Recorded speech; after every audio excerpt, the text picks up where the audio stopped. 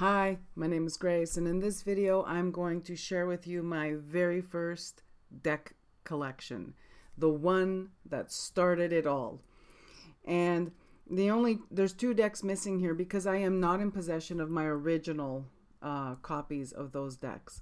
And one is the Neapolitan playing cards and the first deck of playing cards that I think they were Bicycle or B. I'm not sure. One of those two brands. The first deck I learned to read cards with. And my point of this video, one, is to, oh my goodness, I'd forgotten about these cards because they live on my shelf with some other treasured items away from my tarot and oracle collection because it's a different thing. And Robin at Toadstool Tarot did a video this week where he featured Old Maid. It's a card game, probably dating back to who knows how long ago. I'm pretty sure that my set here is from the 40s. But anyway, I digress. And the whole point of this his video was he wanted to go through the Old Maid cards, the deck of Old Maid. Sorry, always with the sneezing when I get in front of the camera. Anyway, he wanted to see if the Old Maid cards lined up with major arcana in the tarot.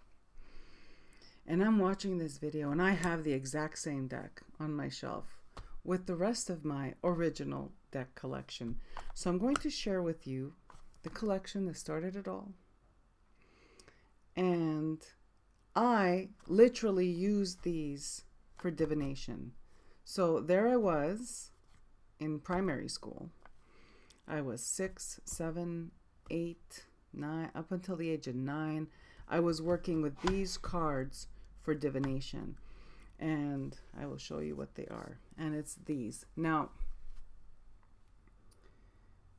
I did find them on eBay. I did see that someone's posted them on eBay for sale. These are mine from 1973. They were given to me. So, I have, in order, I have, sorry. I'm that girl. I always kept them in alphabetical order. Animal Rummy is basically a deck of cards to play rummy. Authors, Crazy Eights, Hearts, Old Maid, and Snap. So I'm going to share with you first Old Maid. Okay, mine has masking tape on it. I have to tell you, when I was growing up, we didn't have Scotch tape in the house. All we had was masking tape. So everything was done with masking tape. And now it makes me smile, but at the same time I'm a little annoyed that it's masking tape and I can't peel it off to retape it because it'll peel off. You know what I mean? Like, the tape has been there 40 something years. So yeah. So let's do a little. So I think the point of Robin's video was that, oh, I wonder if I could, I think he was wondering if, if a deck of Old Maid could be read for cartomancy. And I have to tell you that these are the cards I started with. Indoor voice. That's better. So this is my original cartomancy pack. These are the cards I read. And it's interesting because until Robin did his video just this week, I'd forgotten about them. Not forgotten about them, but yeah, they weren't on my mind. Like, they sit on my shelf, I see them, I smile, whatever, you know what I mean?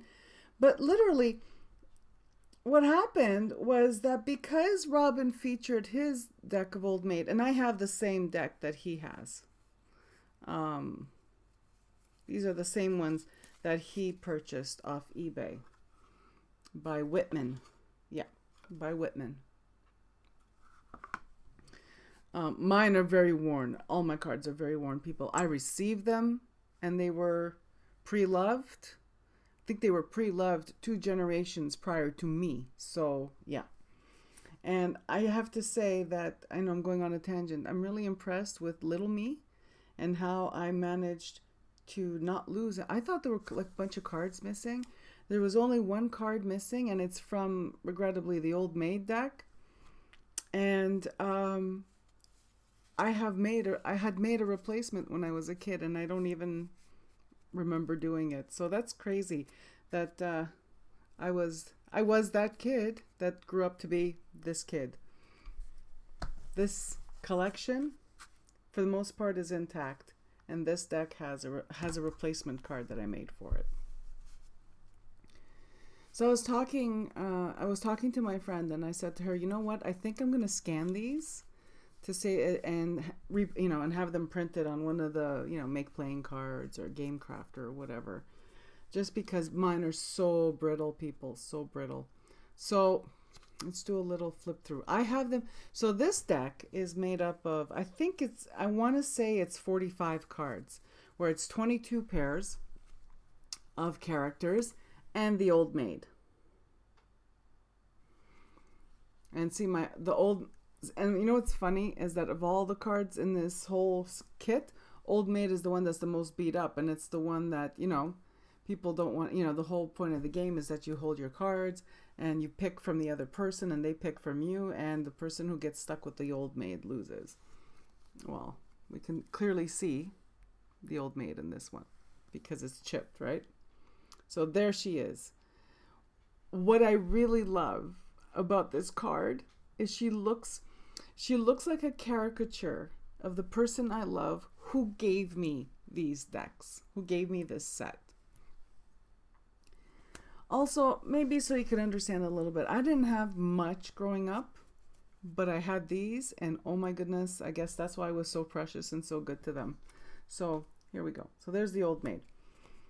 Now, I'm not going to do a full flip through because Robin... Okay, so I'm gushing a little bit. I love Robin. He's one of my favorite his is one of my favorite YouTube channels. He's one of my favorite YouTube people. I love the way he delivers a sentence. He has this dry, sardonic sense of humor that anyway, I shall carry on. All right, so in Robin's video, they come in pairs like this. So each card comes in pairs. And Robin, in his video, links each card to a major arcana.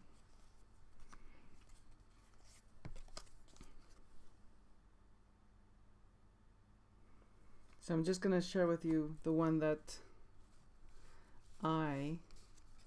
so at some point, either I lost this card or I'm thinking, no, it's not stuck together. It's either I lost this card or it wasn't in the set to begin with when I first got it.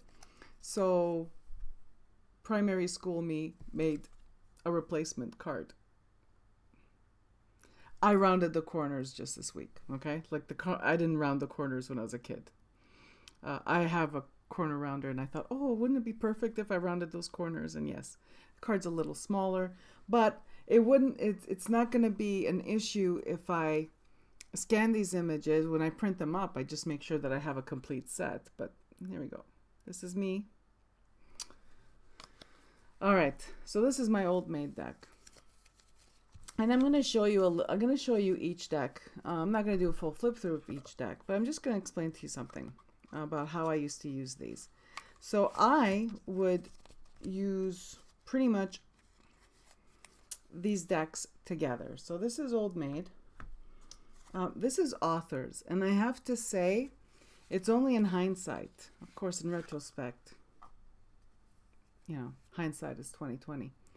I see where I got my love of reading literature. Like my love of literature It's because, okay, so this author's deck has 4 of each author photographed, and on each card is the author's works. So we have here oh my gosh, people, I can't see. Sadness. I'm gonna show you. I'm just looking at the card thinking, oh my god. And these are my good glasses. Okay. Anyway, like I was saying, so the card game authors comes with 44 cards, 11 authors. Each author is represented by 4 cards and their works of literature. I'm aware my nail polish is chipped. Forgive me, I did not have time to remove it. So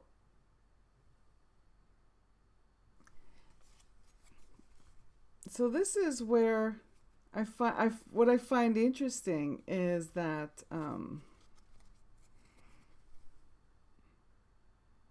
over the course of my life, I've read most of these books.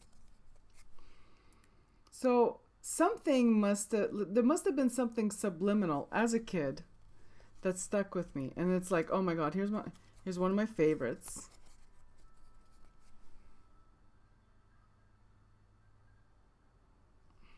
That's Shakespeare. I know the focus is bad. I think I'm just wanting to, oh, here's another favorite. Seriously, people, I think these guys, most of them are my favorites because I was a little kid and I was playing with these cards. So that's my dog. She's really bored with my video. So that's authors. Animal Rummy. This, when I opened up Animal Rummy, I thought to myself, this is where my animal decks, my love for animal decks stems from. It has to be. So there's Silly Goose, and there's 4. There's 4 of each animal. Tortoise.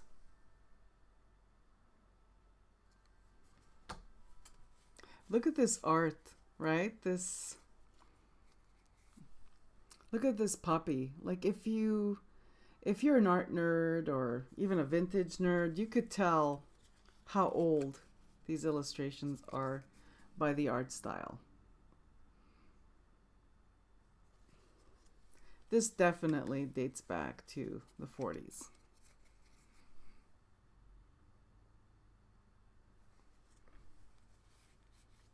So I guess, like when I went through these, like I'd forgotten them. You know what I mean? Like I said, I haven't looked.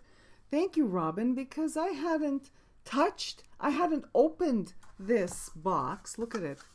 I'm at some point there was something written here and it's gone because, well, I wrote it in pencil and on masking tape, and I hadn't opened this box in decades. So here it is, folks. This is my first animal deck. Now, I think the other ones are just have numbers on them. So I'm going to, I'll just open them up and take a look. So I didn't read just with one of these card decks, one of these games. I would pick and choose from whatever deck popped in my head, including my playing cards and my Italian and my Neapolitan playing cards, when I wasn't playing Scopa or when I wasn't playing solitaire with my regular playing cards. So these have numbers on them. These have numbers and they have suits. So you have anchors, stars, numbers and suits. The number illustrations are the same on each in each suit. It's just the suit that changes. So you have stars, anchors, stars, hearts, and diamonds. 1 to 10.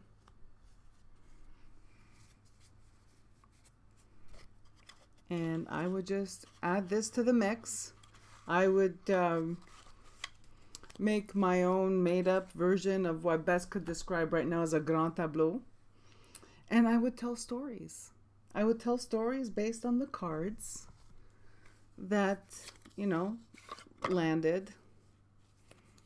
So this game of hearts here. The other one was Animal Rummy or the animal deck. And this was Crazy Eights. This has 4-leaf clovers or shamrocks, stars. I know it's terrible production values today. Hearts, horseshoes. So if you're following so far, there's quite a variety of symbols amongst all these decks that when I went through them on Monday, I thought to myself, oh my gosh, nothing is random. Even these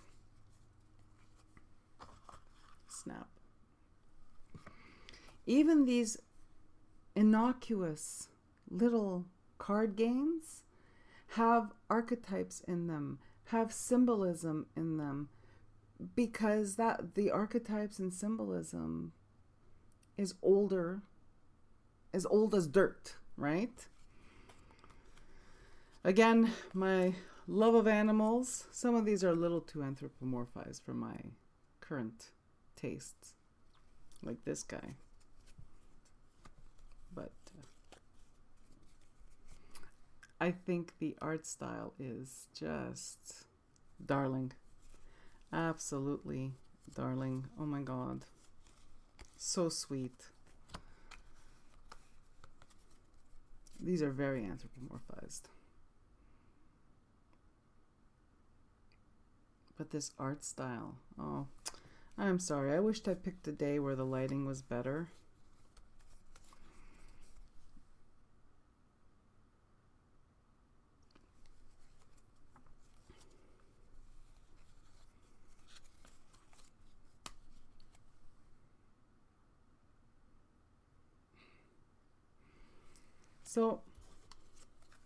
So yeah, like I was saying, so I would do this whole thing on the dining room table or the kitchen table at my Zia's house. And it got to the point where, well, of course, over time, my Zia caught on that I was divining with my cute little cards, where she would say, "Oh, get your game out. Let's see what's going on." She would literally say that. Yeah, Maria Grace, cut your photo la carte. Let's say, tell me a story. Tell me a story. What's going on?